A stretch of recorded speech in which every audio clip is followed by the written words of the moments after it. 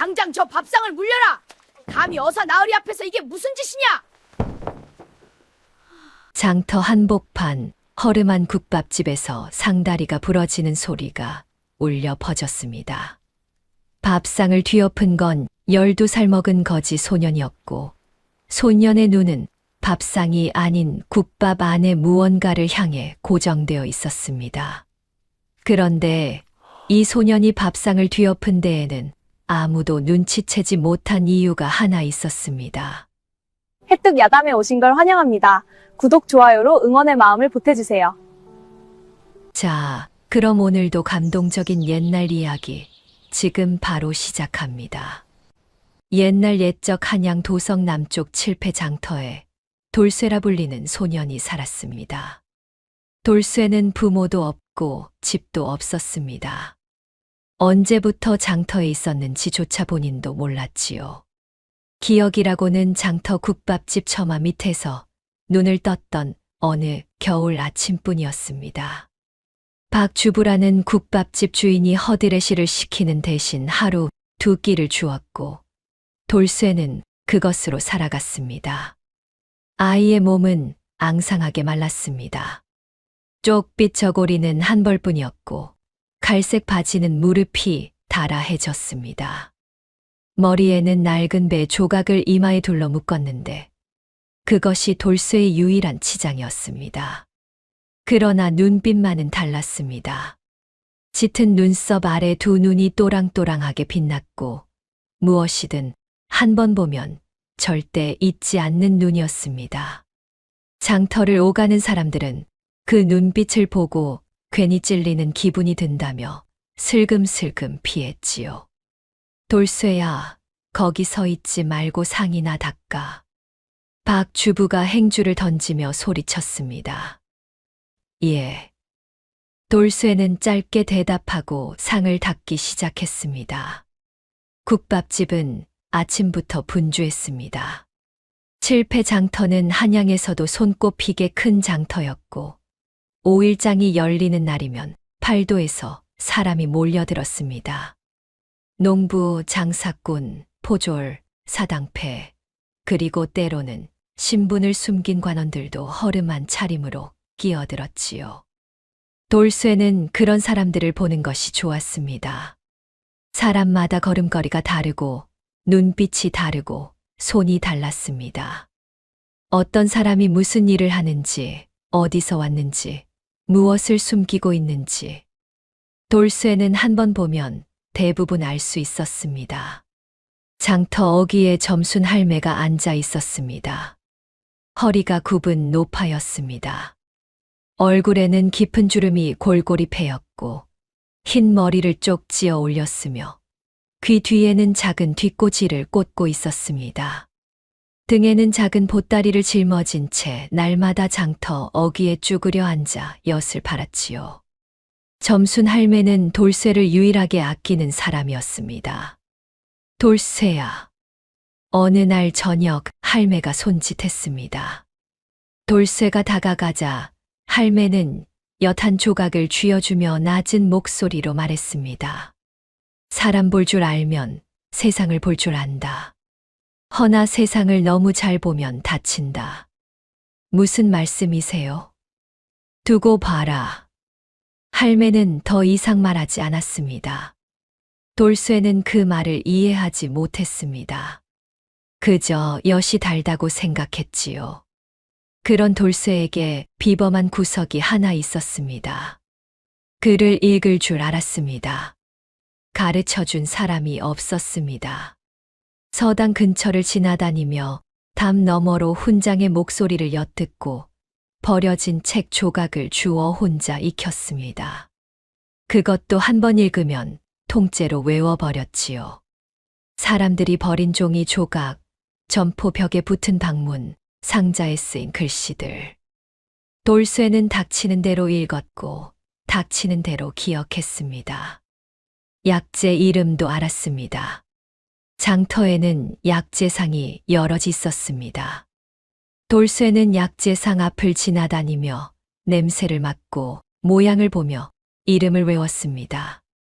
어느 날 약재상 주인이 장난삼아 물었습니다. 야, 이게 뭔지 아느냐? 백부자입니다. 이건 부자입니다. 모양은 비슷하나 독성이 다릅니다. 백부자는 독이 약하고 부자는 독이 강합니다. 약재상 주인은 눈이 커졌습니다. 내 이놈, 어디서 배웠느냐? 그냥 봤습니다. 그날 이후 약재상 주인은 돌쇠를 볼 때마다 고개를 저었습니다. 저 아이는 보통 아이가 아니야. 구경꾼들은 수군거렸지만 돌쇠는 개의치 않았습니다. 그저 오늘 하루 밥을 먹고 내일을 사는 것이 전부였으니까요.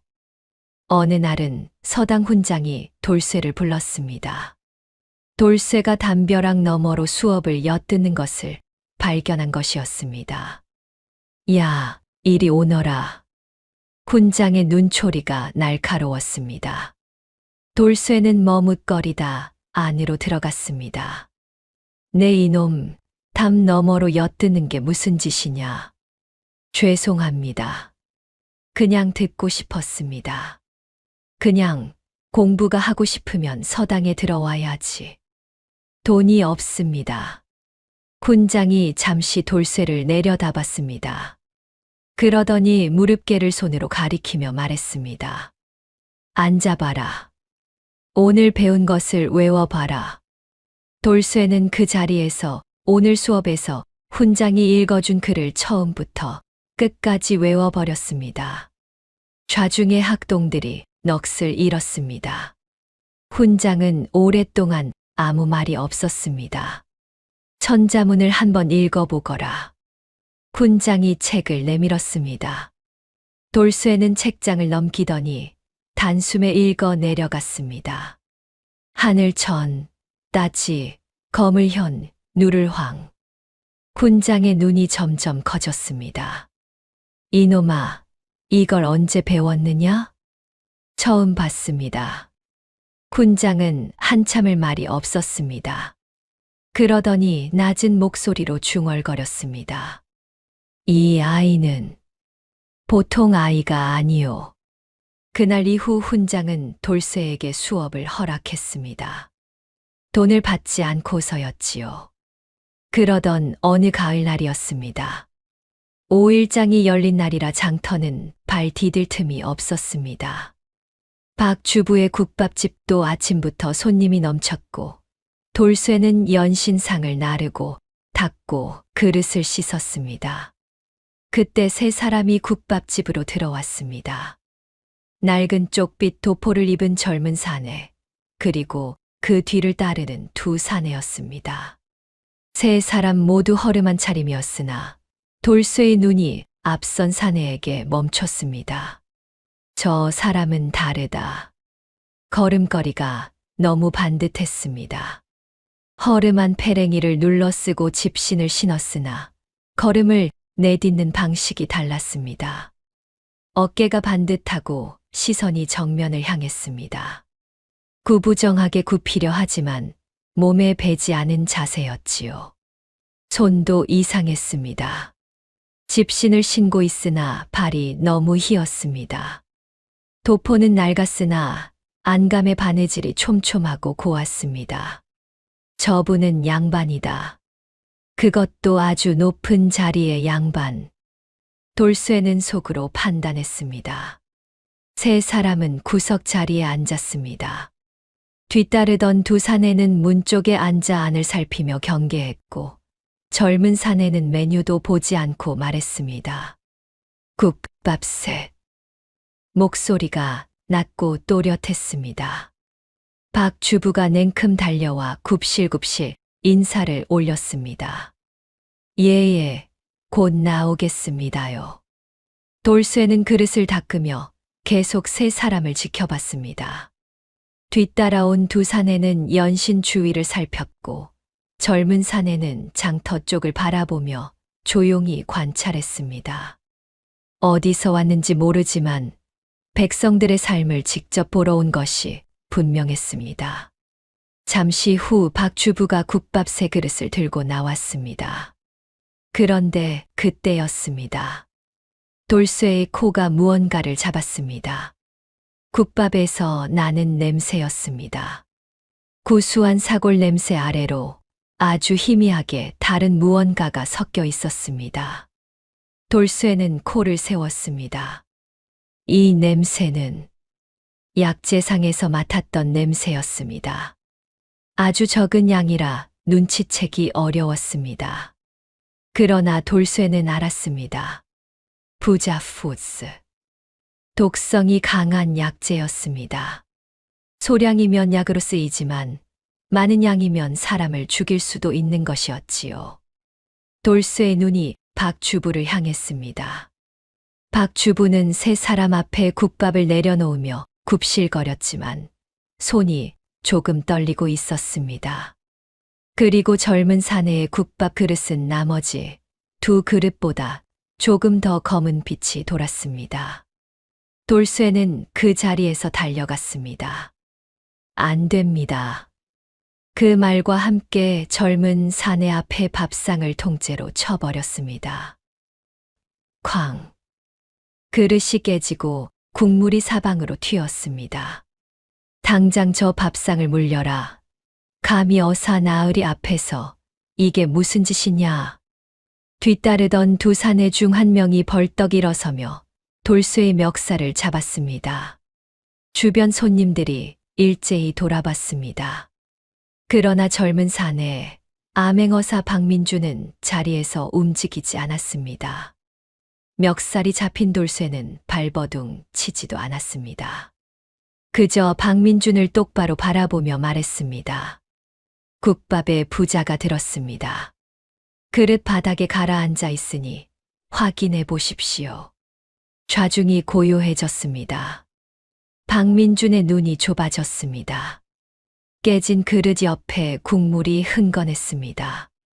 박민준의 수행원이 그릇 파편을 들어 살폈습니다. 잠시 후 그가 고개를 들었습니다. 나으리, 맞습니다. 바닥에 검은 가루가 가라앉아 있습니다. 그 순간 박 주부가 뒷문으로 달아나기 시작했습니다. 저자를 잡아라. 수행원이 박 주부를 뒤쫓았습니다. 국밥집은 순식간에 아수라장이 됐습니다. 박민주는 소란 속에서도 자리를 지켰습니다. 그리고 아직 멱살이 잡힌 채 서 있는 돌쇠를 천천히 내려다봤습니다. 놓아주어라. 수행원이 손을 풀었습니다. 돌쇠는 저고리 앞섭을 손으로 여몄습니다. 내 이름이 무엇이냐? 박민준이 물었습니다. 돌쇠입니다. 어떻게 알았느냐? 냄새로 알았습니다. 약재상 옆에서 오래 살았습니다. 박민주는 잠시 돌쇠를 바라봤습니다. 12살 먹은 거지 소년치고는 너무 당당한 눈빛이었습니다. 두렵지 않으냐? 나으리 앞에서 밥상을 뒤엎었으니 죄를 물을 수도 있다. 돌쇠는 눈 하나 깜짝하지 않았습니다. 두렵기는 합니다. 그러나 안 했으면 더 후회했을 것입니다. 박민준의 입꼬리가 아주 조금 올라갔습니다.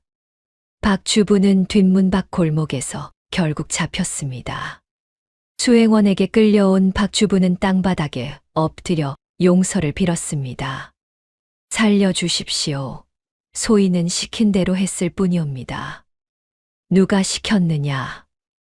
박민준의 목소리가 차가워졌습니다. 그건 소인은 모릅니다. 그저 검은 봉투 안에 가루가 들어 있었고 오늘 젊은 양반이 오거든 국밥에 넣으라 했습니다. 그 봉투를 누가 전했느냐? 사흘 전 밤에 얼굴을 가린 사람이 왔습니다. 이 일을 하면 돈 50냥을 주고 하지 않으면 집에 불을 지르겠다고 했습니다. 박민주는 잠시 눈을 감았습니다. 사흘 전. 그것은 박민준이 칠패장터 자맹 계획을 세운 날이었습니다. 자맹 계획을 아는 사람은 극히 일부였습니다. 그 일부 중에 누군가가 있다는 뜻이었지요. 박민주는 이번 자맹에서 나주 목사 권 목사의 비리를 캐고 있었습니다. 권 목사는 칠패 장터를 비롯한 인근 지역 상인들에게 불법으로 세를 걷어 막대한 재물을 긁어 챙기고 있었지요. 뿐만 아니라 억울하게 옥에 갇힌 백성들이 수두룩했고 그 가족들이 한양 어사대에 탄원서를 올린 것이 이번 자맹의 시작이었습니다. 권 목사는 조정 안에도 손을 뻗어 놓고 있었습니다. 어사 파견 정보가 새어나가는 것도 그 때문이었지요. 오늘 이 일을 아무에게도 발설하지 마라. 박민준이 수행원에게 낮은 목소리로 명했습니다. 나으리 자맹을 거두시어야 합니다. 아직 증거가 부족하다. 박민준이 자리에서 일어서며 돌쇠를 다시 내려다봤습니다. 돌쇠. 예. 내일 이 자리에 있어라. 돌쇠는 고개를 갸웃했습니다. 그러나 박민준은 더 말하지 않고 수행원들과 함께 국밥집을 나섰습니다. 허름한 페랭이를 깊이 눌러쓰고 군중 속으로 사라졌습니다. 돌쇠는 한동안 그 자리에 서 있었습니다. 깨진 그릇과 엎질러진 국물. 박 주부는 수행원에게 끌려갔고 국밥집에는 돌쇠만 남았습니다. 그날 저녁 점순 할매가 장터 어귀에서 돌쇠를 기다리고 있었습니다. 들었다. 뭐려? 오늘 내가 한 일. 할매가 돌쇠의 머리에 손을 얹었습니다. 쭈글쭈글한 손이 따뜻했습니다. 무서웠겠구나. 조금은요. 잘했다. 할매가 나직이 말했습니다. 그러나 이제부터가 더 무섭다. 그 나으리의 목숨을 노린 자가 아직 잡히지 않았으니. 돌쇠는 장터 어귀를 바라봤습니다. 저문은 해가 칠패 장터를 붉게 물들이고 있었습니다. 할매, 아까 그 양반이 내일 여기 있으라 했어요. 할매는 잠시 아무 말이 없었습니다. 그래, 가야 할까요? 내가 정해라. 돌쇠는 한참을 생각했습니다. 암행어사, 임금의 명을 받아 비리를 캐는 관원. 자신과는 전혀 다른 세상의 이야기들이었습니다. 그러나 돌쇠는 고개를 끄덕였습니다. 가겠습니다. 할매가 등을 토닥였습니다. 그래. 사람 볼 줄 알면 세상을 볼 줄 안다고 했다. 바람이 장터를 쓸고 지나갔습니다. 돌쇠는 배 머리띠를 고쳐 묶었습니다. 이튿날 아침이었습니다. 돌쇠가 국밥집 앞을 쓸고 있자니 멀리서 허름한 차림에 두 사람이 걸어오는 것이 보였습니다. 어제 그 박민준이었습니다. 이번에는 수행원 한 명만 데리고 왔습니다. 박민준이 돌쇠 앞에 서서 말했습니다. 어제 박 주부를 신문했다. 봉투를 전한 자의 인상착의가 나왔는데 권 목사 댁과 연결된 자가 분명하다. 그러나 하수인의 인상착의만으로는 배후를 잡기 어렵다. 돌쇠는 가만히 들었습니다. 나는 며칠 더 자맹을 이어갈 것이다. 내가 눈과 귀가 되어 줄 수 있겠느냐? 장터를 오가는 자들 중 수상한 자를 살펴달라. 저한테요. 너처럼 사람을 잘 보는 아이는 처음 봤다. 돌쇠는 잠시 박민준을 바라봤습니다. 반듯한 얼굴, 그러나 그 눈 안에 진심이 있었습니다. 백성들의 삶이 어떤지 직접 보려고 신분을 숨기고 장터로 나온 어사. 그리고 누군가에게 목숨을 노림받고 있는 어사. 하겠습니다. 돌쇠가 말했습니다. 박민준이 고개를 끄덕였습니다. 이름은 그냥 도련님이라 불러라. 자맹 중이니. 예, 도련님. 그리고 이것. 박민준이 작은 천 주머니를 내밀었습니다. 돌쇠가 받아 열어보니 엽전 몇 잎이 들어 있었습니다. 삭시다. 돌쇠는 잠시 주머니를 내려다봤습니다. 이렇게 많은 돈은 처음이었습니다. 그러나 돌쇠는 천주머니를 박민준에게 돌려주었습니다. 받지 않겠습니다. 박민준이 눈썹을 올렸습니다. 왜냐? 어제 밥상을 뒤엎은 건 삭슬 받으려고 한 게 아닙니다. 그냥 옳은 일이라 했습니다. 앞으로도 마찬가지입니다. 좌우가 잠시 조용해졌습니다. 박민준이 천주머니를 천천히 되받았습니다. 그리고 돌쇠를 오래 바라보았습니다. 그 말이 더 값지구나. 장터에는 아침 햇살이 퍼지고 있었습니다. 돌쇠는 빗자루를 내려놓고 장터 어귀를 바라봤습니다. 오늘부터 이 장터는 다른 장터가 되는 것이었습니다. 그날부터 돌쇠의 하루는 두 갈래로 나뉘었습니다. 낮에는 장터에서 눈을 떼지 않았습니다. 국밥집 허드레시를 하면서도 오가는 사람들의 얼굴과 걸음걸이를 살폈지요. 수상한 눈빛, 어색한 몸짓, 지나치게 평범한 척하는 자. 돌쇠는 그런 사람들을 놓치지 않았습니다. 저녁이 되면 박민준이 국밥집 근처 허름한 주막에 머물렀습니다. 돌쇠는 하루 동안 살펴본 것을 보고했습니다. 오늘 낮에 이상한 사람이 둘 있었습니다. 박민준이 눈을 들었습니다. 첫 번째는 포목점 앞에서 2시즌 넘게 서 있던 사내입니다. 포목을 사지도 않고 그냥 서 있었는데 눈이 계속 주막 쪽을 향했습니다. 두 번째는 약재상에서 부자를 산 사람이 있었습니다. 약재상 주인도 이상하다고 했습니다. 부자는 전문 의원이 아니면 잘 사지 않는 약재인데 상인 차림을 한 중년 사내가 아무 이유 없이 두 냥어치를 샀습니다. 박민준의 눈빛이 굳었습니다. 그 사내의 인상착의를 말해보아라. 돌쇠는 그 사내의 얼굴을 처음부터 끝까지 설명했습니다. 오른쪽 눈 아래 작은 점, 왼손 엄지의 낡은 반지, 걸음을 내디딜 때 오른발이 조금 안쪽으로 꺾이는 습관까지. 박민준의 수행원이 낮은 소리로 중얼거렸습니다. 나으리, 그 인상착의는 권 목사 댁 청지기 하나와 비슷합니다. 박민준이 천천히 눈을 감았다가 떴습니다. 권 목사, 나주 목사 권재학. 겉으로는 청렴한 관원의 얼굴을 하고 있었지만 그 뒤에서는 온갖 세금을 불법으로 뜯어내고 억울한 백성들을 닥치는 대로 옥에 가두고 있었습니다. 그리고 지금 이 칠패 장터도 권 목사의 소나기 안에 있었지요.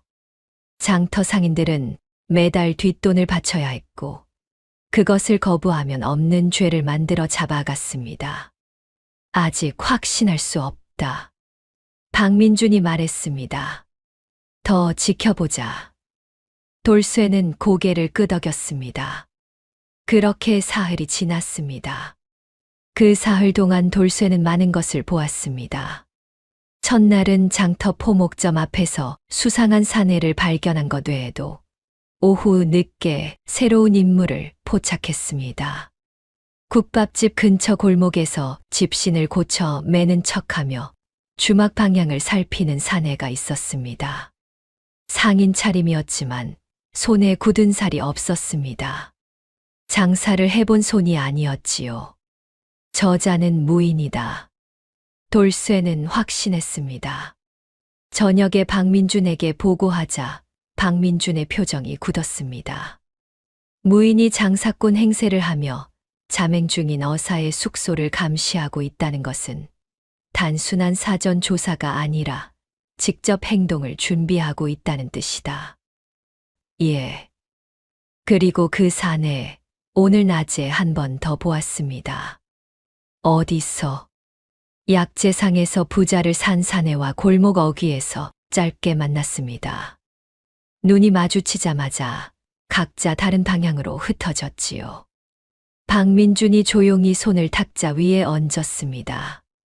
두 사람이 팀이라는 말이냐. 그렇게 보였습니다. 독을 쓰는 자와 직접 행동하는 자가 따로 있다는 말이로구나. 수혜원이 긴장한 얼굴로 말했습니다. 나으리, 지금 당장 자맹을 거두시고 한양으로 돌아가시어야 합니다. 아직 배후를 특정하지 못했다. 박민준이 낮게 말했습니다. 증거 없이 움직이면 역으로 이용당한다. 권 목사가 기다리는 것이 바로 그것일 수 있다. 어사가 증거도 없이 목사를 잡으러 갔다는 빌미를 줘서는 안 돼. 돌쇠는 두 사람의 대화를 들으며 생각했습니다. 배후를 특정하려면 두 사내가 권 목사 댁과 연결되는 고리가 필요했습니다. 박 주부의 진술만으로는 부족했지요. 제가 한 가지 시험해 볼 수 있습니다. 돌쇠가 말을 꺼냈습니다. 말해보아라. 내일 장터에서 그 무인 차림 사내에게 일부러 부딪힐 것입니다.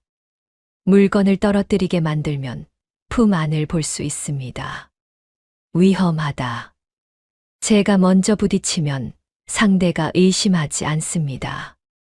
12살 아이가 실수로 부딪힌 것으로 생각할 것입니다. 박민준이 돌쇠를 한참 바라봤습니다. 정말 할 수 있겠느냐? 해보겠습니다. 이튿날 아침이었습니다.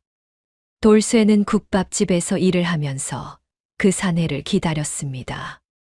오전이 되자 사내가 나타났습니다. 어제와 마찬가지로 포목점 앞에 서서 주막 방향을 살폈습니다. 돌쇠는 그릇 하나를 들고 사내 쪽으로 걸어갔습니다. 그리고 딱 알맞은 거리에서 발을 헛디뎠습니다. 아트! 그릇이 사내의 도포 아래쪽에 부딪혔습니다. 사내가 놀라서 뒤로 물러섰고 그 순간 품에서 작은 무언가가 떨어졌습니다. 죄송합니다. 돌쇠가 허리를 굽히며 황급히 바닥을 훑었습니다. 그것은 접힌 종이였습니다. 돌쇠는 종이를 집어 사내에게 건네면서 찰나에 접힌 면을 살짝 들여다봤습니다. 도장이 찍혀 있었습니다. 용 문양의 도장이었습니다. 고을 목사급 관원이 쓰는 관인 문양이었지요. 죄송합니다. 부주의했습니다. 돌쇠는 연신 고개를 숙이며 물러났습니다. 사내는 돌쇠를 한번 흘겨보더니 다시 포목점 쪽으로 눈을 돌렸습니다. 그날 저녁 돌쇠는 박민준에게 보고했습니다. 용 문양 도장이었습니다. 고을 목사급 관원이 쓰는 관인 문양이었습니다. 박민준의 눈빛이 굳었습니다. 칠패 장터를 관할하는 목사급 관원이라면 권 목사 외에는 없다. 수행원이 낮게 말했습니다. 나으리, 이것이 권 목사와 연결되는 고리입니다. 맞다. 그러나 도장 문양만으로는 아직 부족하다. 박민준이 잠시 생각에 잠겼습니다. 돌쇠야, 권 목사가 이 장터에서 뒷돈을 거두는 방식을 아느냐? 압니다. 상인들이 수군거리는 것을 들었습니다. 매달 초하루에 청지기가 돌아다니며 걷어갑니다. 내지 않으면 며칠 안으로 포졸들이 와서 가게를 부수거나 없는 죄를 만들어 잡아간다고 했습니다. 그 청지기가 오른발이 안쪽으로 꺾이는 자냐? 그렇습니다.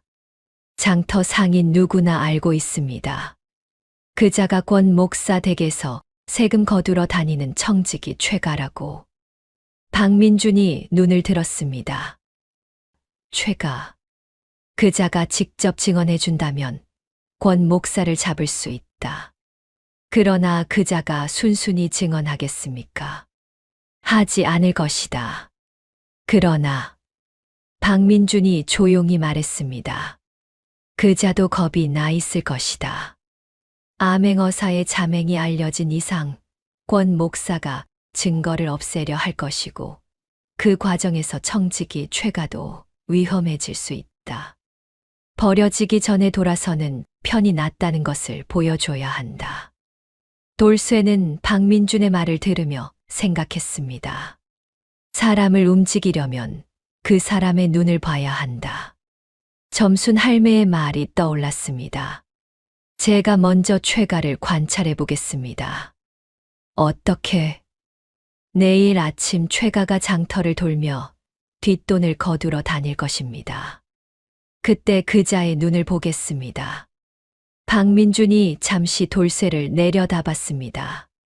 알겠다. 조심해라. 이튿날 아침이었습니다.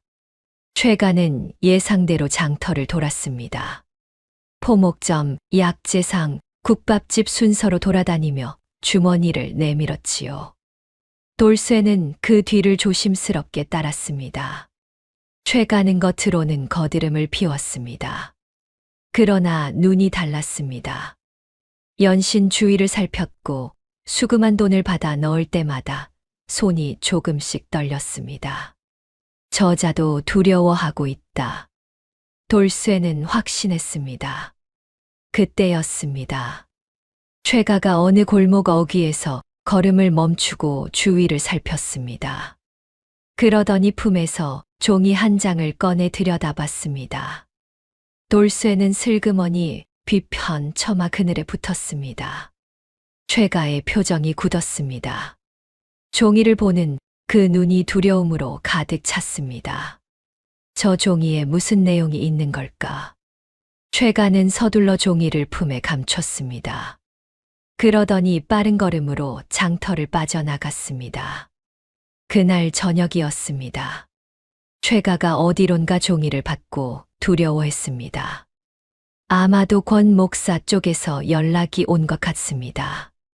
박민준의 수행원이 끼어들었습니다. 나으리, 어사대로부터 연락이 왔습니다. 권 목사가 한양 쪽 조정관원 여럿에게 뇌물을 건넸고 이번 자맹 정보가 새어나간 경위도 그쪽으로 추정된다고 합니다. 박민준이 눈을 좁혔습니다. 그렇다면 최가가 받은 종이는 어사가 장터에 있다는 것을 알리는 긴급 지시였을 것이다. 예. 아마도 증거를 없애고 어사를 제거하라는 내용이겠지요. 방 안이 무거워졌습니다. 박민준이 돌쇠를 바라봤습니다. 돌쇠야, 지금 상황이 달라졌다. 권 목사가 움직이기 시작했다. 이제 남은 시간이 많지 않다. 무엇을 해야 합니까? 최가를 설득해야 한다. 그자가 돌아서면 권 목사를 잡을 수 있다. 제가 해보겠습니다. 박민준이 눈을 들었습니다. 위험하다는 것을 알면서도 최가의 눈을 봤습니다. 그자도 더 이상 이 일을 원하지 않고 있었습니다. 박민준이 잠시 돌쇠를 바라봤습니다. 그러더니 품에서 작은 패 하나를 꺼냈습니다. 동그랗고 납작한 금속패였습니다. 한쪽에는 어사유시라는 글자가 새겨져 있었고 다른 쪽에는 마페마바의 작은 말 문양이 새겨져 있었지요. 어사의 신분을 증명하는 증표였습니다. 이것을 가지고 있어라. 이것이 무엇입니까? 내가 진짜 어사라는 증거다. 내가 최가를 설득할 때 이 패를 보여주면 어사의 보호 아래 증언할 수 있다는 것을 알 것이다. 그러나 나으리, 이 패를 제가 갖고 있으면 위험하다는 것을 알고 있다. 박민준이 말했습니다. 그러나 나는 내가 이 패를 올바르게 쓸 것이라 믿는다. 돌쇠는 마패를 두 손으로 받아 저고리 안에 넣었습니다. 차가운 금속의 무게가 느껴졌습니다. 그날 밤이었습니다. 돌쇠는 최가가 머무는 주막을 찾아갔습니다. 최가는 혼자 술을 마시고 있었습니다. 그러나 술잔을 비우는 것이 아니었지요. 그저 탁자 위에 잔을 올려놓고 멍하니 앉아 있었습니다. 눈이 텅 비어 있었습니다. 돌쇠는 최가 맞은편에 조용히 앉았습니다.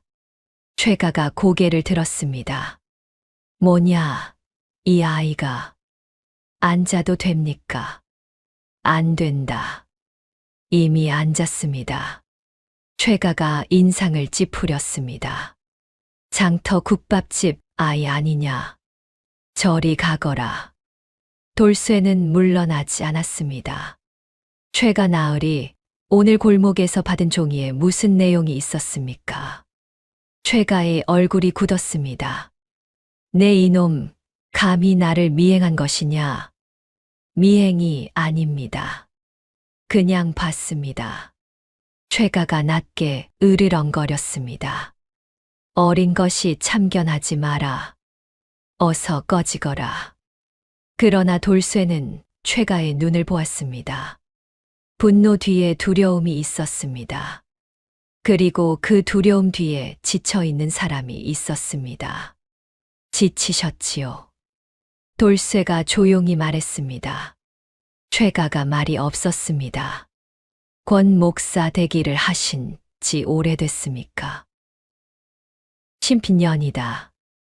억울하게 잡혀간 백성들을 보셨을 것입니다. 최가가 잔을 내려놓았습니다. 어린 것이 무엇을 안다고. 저도 장터에서 오래 살았습니다.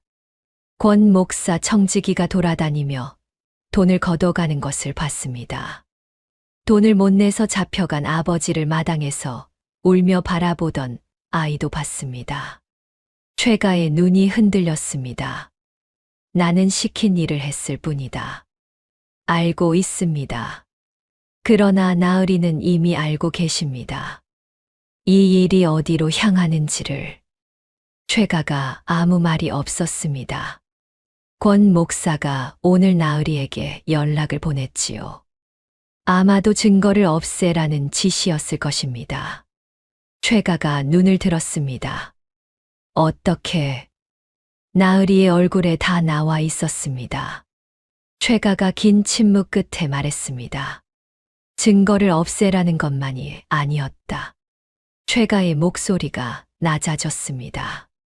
장터에 온 어사를 없애라는 지시였다. 돌쇠는 눈을 좁혔습니다. 이미 칼잡이들이 움직이고 있다. 오늘 밤중에 어사 일행이 머무는 주막을 습격하기로 했다. 돌쇠는 자리에서 일어섰습니다. 나으리, 지금 저와 함께 가셔야 합니다. 어디로? 어사 나으리께. 최가가 의심스러운 눈으로 돌쇠를 바라봤습니다. 나는 이 일에 더 끼어들고 싶지 않다. 그러나 나으리는 이미 끼어들어 계십니다. 끝까지 권 목사 편에 서시겠습니까? 아니면 지금 돌아서시겠습니까? 최가는 한참을 말이 없었습니다. 어사 나으리가 나를 보호해 줄 수 있겠느냐? 돌쇠는 저고리 안에서 마패를 꺼냈습니다. 차가운 금속에 어사라는 글자가 새겨져 있었습니다. 이것이 증표입니다. 최가가 마패를 바라봤습니다. 눈빛이 흔들렸습니다. 오늘 밤중에 습격이 온다고 했습니까? 예. 서둘러야 한다. 최가가 자리에서 일어섰습니다.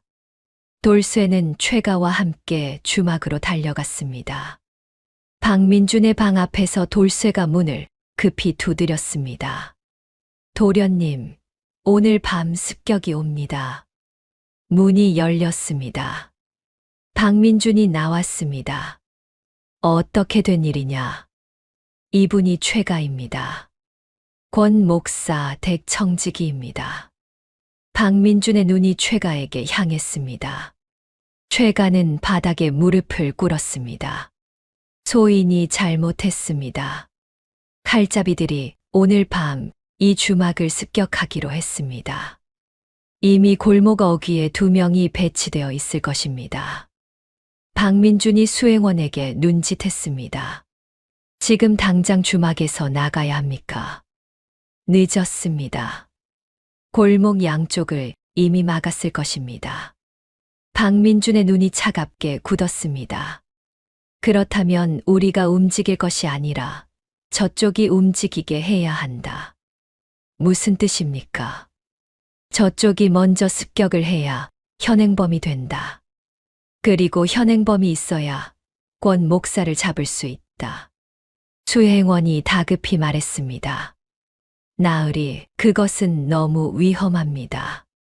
그러나 증거가 될 수 있는 가장 확실한 방법이다. 박민준이 방 안을 둘러보았습니다. 최가. 예. 칼잡이들이 몇 명이냐? 셋입니다. 2명이 골목을 막고 하나가 직접 방으로 들어오기로 했습니다. 그 자들이 권 목사 댁과 연결된다는 것을 증명할 수 있느냐? 소인이 직접 그 자들에게 돈을 전달했습니다.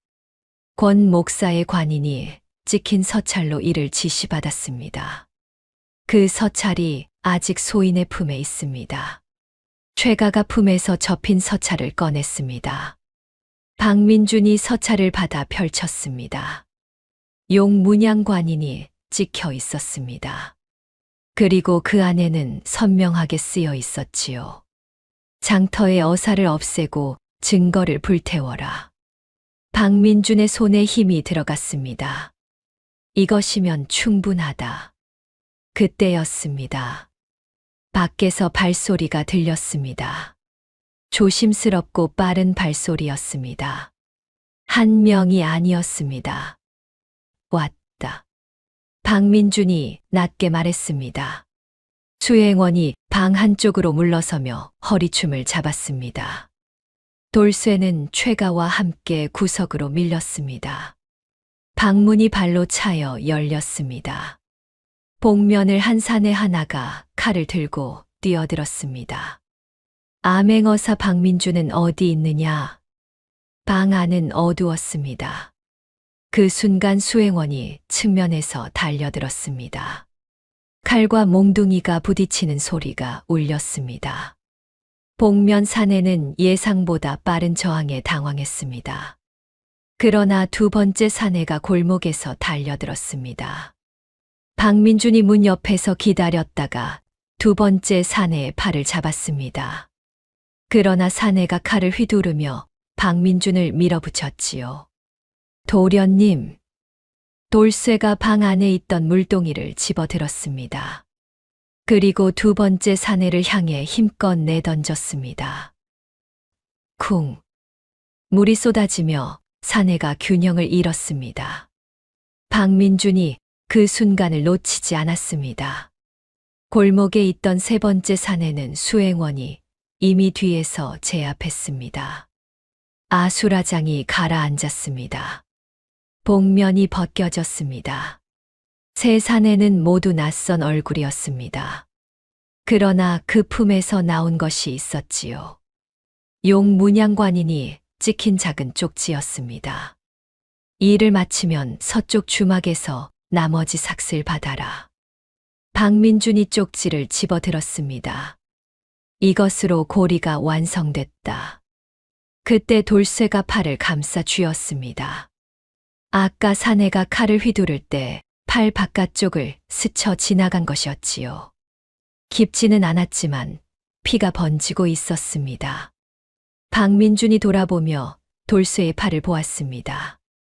또 다쳤구나. 괜찮습니다. 그 말을 또 하는구나. 박민준이 자신의 도포 소매를 뜯었습니다. 그리고 돌쇠의 팔을 감아주었습니다. 이번에도 진짜 괜찮으냐? 돌쇠가 피식 웃었습니다. 이번에는 무섭지 않았습니다. 이상하게도. 박민준이 잠시 돌쇠를 바라봤습니다. 왜냐? 이번에는 혼자가 아니었으니까요. 방 안이 조용해졌습니다. 박민준이 천천히 고개를 끄덕였습니다. 내일 출도 조다하겠다. 수행원이 고개를 들었습니다. 나으리, 지금 증거와 증인이 모두 갖춰졌습니다. 내일 아침 권 목사를 잡을 수 있습니다. 그렇다. 박민준이 눈을 들었습니다. 그 눈이 처음으로 단호하게 빛났습니다. 칠패장터 그리고 이 장터 백성들이 10년 넘게 당해온 것을 내일 끝내겠다. 그날 밤은 길었습니다. 돌쇠는 잠들지 못했습니다. 허름한 주막 처마 밑에 앉아 하늘을 올려다봤습니다. 칠패장터의 밤하늘에는 별이 가득했습니다. 점순 할매의 목소리가 떠올랐습니다. 사람 볼 줄 알면 세상을 볼 줄 안다. 돌쇠는 지난 사흘 동안 본 것들을 떠올렸습니다. 박민준의 눈, 진심이 담긴 눈, 백성이 궁금한 눈, 최가의 눈, 두려움과 지침이 담긴 눈. 그러나 그 안에 아직 남아있던 양심. 내관의 눈. 아니, 내관이 아니었지요. 어젯밤 방문을 열어준 것은 주막 심부름꾼 아이였습니다.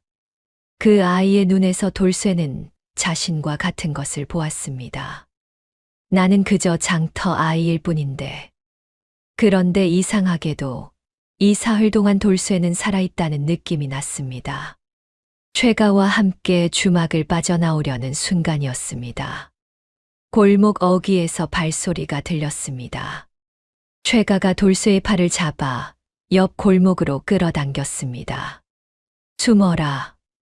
두 사람이 처마 그늘에 바짝 붙었습니다.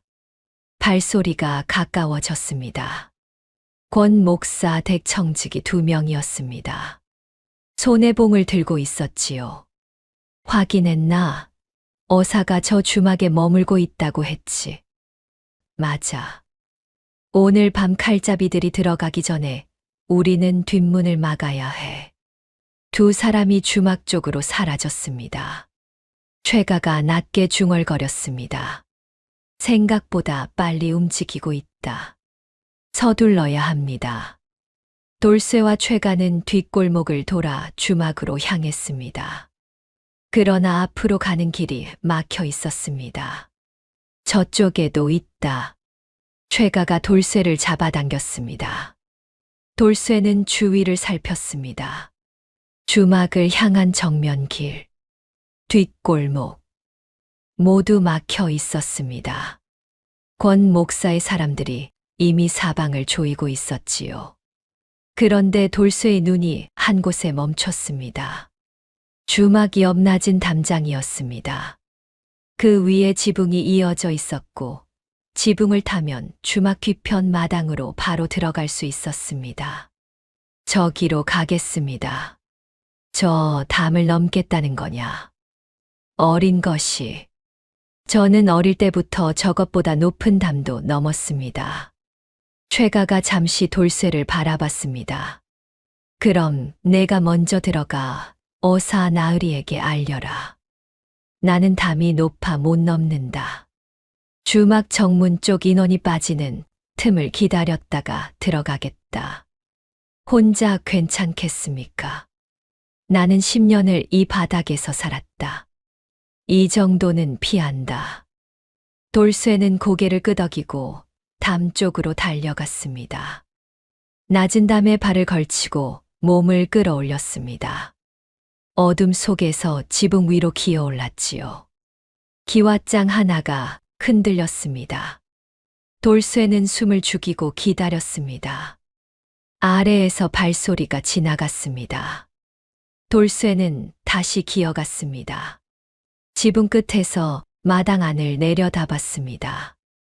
마당은 비어 있었습니다. 돌쇠가 조용히 뛰어내렸습니다. 그리고 주막 뒷문을 두드렸습니다.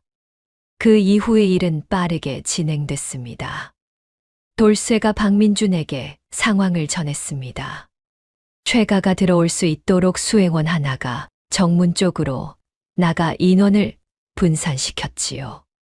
그 틈에 최가가 주막 안으로 들어왔습니다. 세 사람이 방 안에 모였습니다.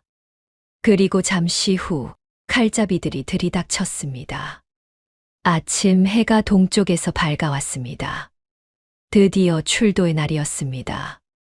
칠패장터 아침이 이제 막 열리고 있었습니다. 상인들이 하나둘 좌판을 펼치고 장꾼들이 발걸음을 옮기기 시작했습니다. 포목점, 약재상 국밥집. 어느 날과 다르지 않은 평범한 아침이었지요. 그런데 장터 한쪽에 낯선 사람들이 보였습니다. 허름한 행색이었지만 눈빛이 달랐습니다. 서너 명이 장터 곳곳에 자연스럽게 흩어져 있었지요. 돌쇠는 그들이 박민준의 수행원들이라는 것을 알았습니다. 이미 배치가 끝났다. 돌쇠는 국밥집 처마 밑에 서서 장터를 바라봤습니다. 권 목사 대포졸들도 나와 있었습니다. 그들도 무언가 낌새를 챘는지 평소보다 더 많은 인원이 장터를 돌았습니다. 두 세력이 서로를 의식하며 장터 안에 공존하고 있었습니다. 그러나 아무도 먼저 움직이지 않았지요. 박민준이 언제 나타날지 돌쇠는 몰랐습니다. 그저 기다렸습니다. 시간이 흘렀습니다. 해가 조금 더 높이 올라갔습니다. 그때였습니다. 장터 한복판에서 갑자기 북소리가 울렸습니다. 둥, 둥, 둥. 사람들이 멈춰 서서 돌아봤습니다. 장터 한가운데 서 있는 젊은 사내가 있었습니다. 허름한 도포는 벗어지고 반듯한 청색 관복이 드러났습니다. 손에는 마패가 들려 있었지요. 암행어사 출두요. 그 목소리가 장터 끝까지 울려 퍼졌습니다. 암행어사 출두요. 사람들이 일제히 자리를 피했습니다. 수행원들이 사방으로 흩어지며 장터를 봉쇄했습니다. 권 목사 대포졸들이 술렁거렸습니다. 그러나 이미 늦었습니다. 박민준이 큰 목소리로 선포했습니다. 나는 임금께서 직접 명을 내리신 암행어사 박민준이로다. 나주 목사 권재학의 불법 징세와 백성 수탈, 그리고 어사 암살 음모에 대한 증거를 갖추었으니 당장 권재학을 잡아오라. 장터에 있던 권 목사의 포졸들이 술렁거렸습니다. 그러나 이미 늦었습니다. 박민준의 수행원들이 어사의 관인이 새겨진 공문을 들고 장터 인근 관아로 달려갔고, 관아 안에서도 권 목사를 따르지 않는 관원들이 안에서 호응했습니다. 권재학은 관아 안에 있었습니다. 박민준이 관아 문 앞에 섰습니다. 권재학, 나주 목사 권재학, 임금의 명을 받은 암행어사 앞에 즉시 나오라. 관아 문이 열렸습니다. 권재학이 나왔습니다. 50줄의 사내였습니다. 얼굴은 둥글고 붉었으며 배가 나왔지요. 겉으로는 여유로운 웃음을 띠고 있었지만 눈이 달랐습니다. 오, 어사 나으리. 어서 오시오. 소인이 먼저 인사를 드렸어야 하는데 예를 갖추지 못했소이다. 예는 필요 없소. 박민준이 차갑게 말했습니다. 증거부터 들으시오. 수행원이 앞으로 나섰습니다. 손에는 서찰 2장이 들려 있었습니다. 하나는 최가의 품에서 나온 것이었고, 하나는 어젯밤 습격자에게서 나온 쪽지였습니다. 이것이 무엇인지 아시겠소? 권재학이 서찰을 바라봤습니다. 눈빛이 흔들렸습니다. 그러나 이내 다시 웃음을 띄었습니다. 소인은 그런 서찰을 쓴 적이 없소이다. 누군가 소인을 모함하는 것이 분명하오. 그렇소. 박민준이 최가를 앞으로 불렀습니다. 최가가 관아뜰에 무릎을 꿇었습니다. 소인이 직접 목격했습니다. 권 목사 나으리께서 이 서찰에 직접 관인을 찍는 것을. 권재학의 얼굴이 굳었습니다. 이 배신한 놈, 내 이놈이 감히. 조용히 하시오. 박민준이 목소리를 높였습니다. 최가의 진술만이 아니오. 장터 상인 여럿이 증인으로 섰소. 10년 넘게 불법으로 세를 뜯긴 상인들이 모두 증언할 것이오. 장터 쪽에서 사람들이 하나둘 모여들고 있었습니다. 상인들이었습니다. 포목점 주인, 약재상 주인, 국밥집 세 주인, 그리고 이름 모를 행상들까지. 그들은 서로 눈빛을 교환하며 관아들로 들어섰습니다. 소인도 증언하겠습니다. 포목점 주인이 말했습니다. 소인도요. 약재상 주인이 나섰습니다. 소인의 남편이 돈을 못 냈다는 이유로 잡혀갔습니다. 3년째 옥에 있습니다. 어느 안악이 앞으로 나서며 말했습니다. 눈이 벌겋게 달아올라 있었습니다. 관아뜰이 사람들로 가득 찼습니다. 권재학의 얼굴이 조금씩 창백해졌습니다. 이것은 모두 어사가 꾸민 것이오. 소인이 30년 동안 나라를 위해 30년이라 하셨소. 박민준이 천천히 앞으로 걸어왔습니다.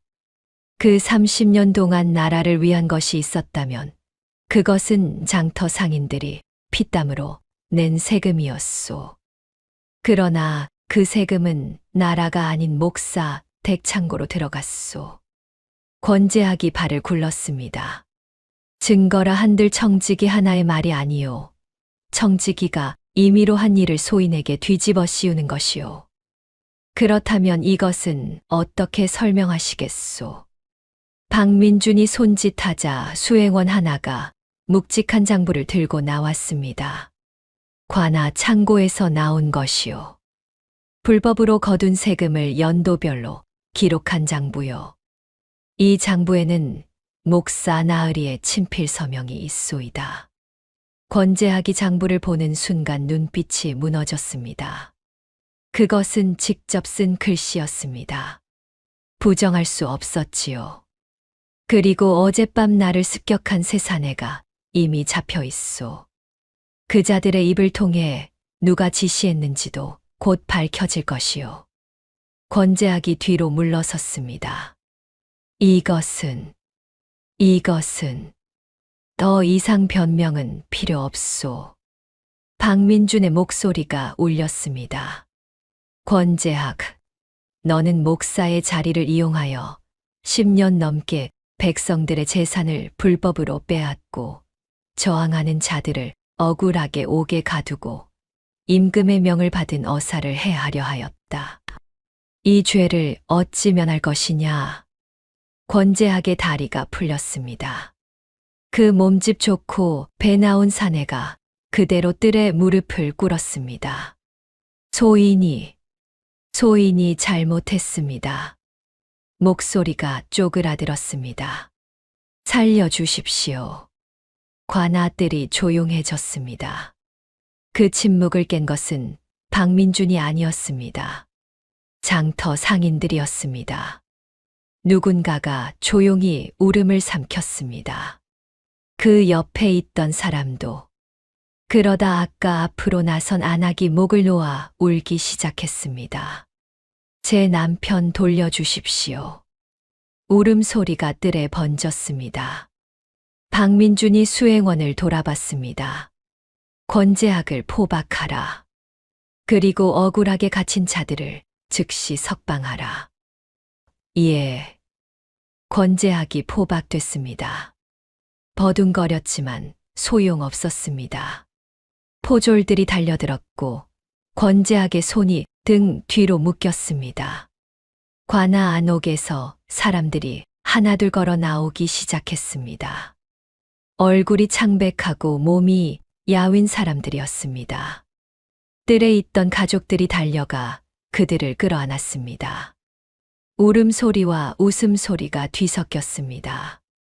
돌쇠는 관아뜰 한쪽에 서서 그 모든 것을 바라보았습니다. 이상한 일이었습니다. 이 장터에서 10년 넘게 살면서 보아온 풍경들이 있었습니다. 돈을 못 내고 울며 좌판을 접는 상인, 포졸들에게 끌려가는 사내, 대문 앞에서 멍하니 서 있는 아이들. 그것들이 오늘 달라지고 있었습니다. 박민준이 돌쇠 옆으로 왔습니다. 잘 봤느냐? 예. 어떠냐? 돌쇠는 잠시 뜰을 바라봤습니다. 처음에는 그냥 냄새를 맡았을 뿐이었습니다. 그래. 그런데 이렇게 됐습니다. 박민준이 조용히 웃었습니다. 사람 볼 줄 아는 눈이 세상을 바꾸기도 한다. 돌쇠가 그 말을 들으며 고개를 끄덕였습니다. 권재학은 한양으로 압송됐습니다. 장부와 서찰, 세습격자의 자백, 최가의 진술, 그리고 상인들의 증언이 모두 조정에 올라갔지요. 임금께서는 권재학의 목사직을 박탈하고 재산을 몰수하도록 명하셨습니다. 빼앗긴 세금은 백성들에게 돌려주어졌고 억울하게 옥에 갇혔던 이들은 모두 무죄 석방되었습니다. 칠패장터에 오랜만에 웃음소리가 퍼졌습니다. 박민준이 한양으로 돌아가기 전날 저녁이었습니다. 그가 돌쇠를 장터 어귀로 불렀습니다. 돌쇠야. 예. 한양에 가지 않겠느냐. 돌쇠가 눈을 들었습니다. 나는 어사대로 돌아간다. 어사대에는 기록을 담당하는 사람들이 있다. 사건을 정리하고 문서를 작성하는 일이다. 저한테요. 너는 글을 읽고 쓸 줄 안다. 사람을 볼 줄 안다. 약재도 안다. 이번 일에서 내가 보여준 것들은 어사대에서도 쓸모가 있다. 돌쇠는 잠시 생각했습니다. 칠패장터. 자신이 기억도 나지 않는 어린 시절부터 살아온 곳이었습니다. 그러나 지금은 무언가 달라진 느낌이었습니다. 점순 할매에게 먼저 인사를 드려야겠습니다. 박민준이 고개를 끄덕였습니다. 장터 어귀에서 할매는 여전히 엿을 팔고 있었습니다. 굽은 허리, 쪽진 흰 머리, 귀 뒤에 뒷꽂이. 하나도 달라지지 않았지요. 할매가 돌쇠를 바라봤습니다. 왔구나.